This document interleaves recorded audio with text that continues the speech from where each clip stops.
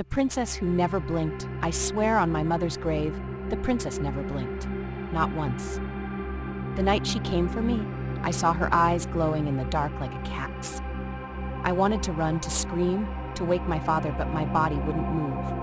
I just lay there, stiff as wood, watching her stand at the foot of my bed. I should start from the beginning. Her name was Princess Idara. She was the first daughter of King Idam and the most feared person in our village, not because she was strong or powerful, but because people who crossed her always disappeared.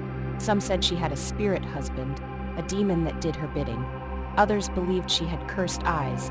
If she stared at you for too long, you'd fall sick and die within days. Nobody ever saw her blink.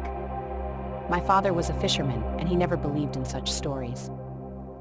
Fear makes fools of men, he always said.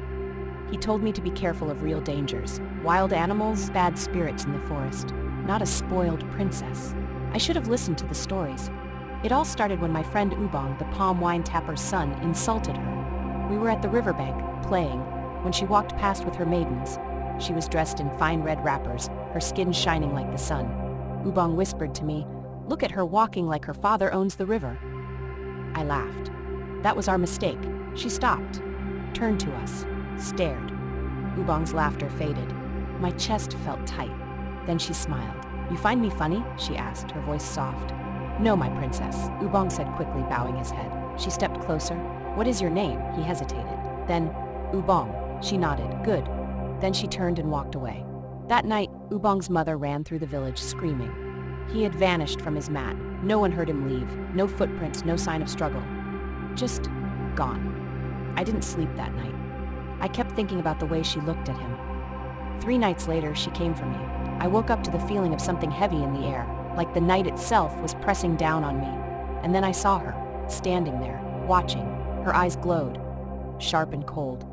Her face was empty, like she wasn't really there. My breath came in short, quick gasps. I tried to speak, to beg, to scream, but my throat was locked. Then she whispered, "I heard you laugh." A tear slid down my face. She leaned closer. I smelled something strange, like earth after rain, but wrong, rotten. Then she smiled.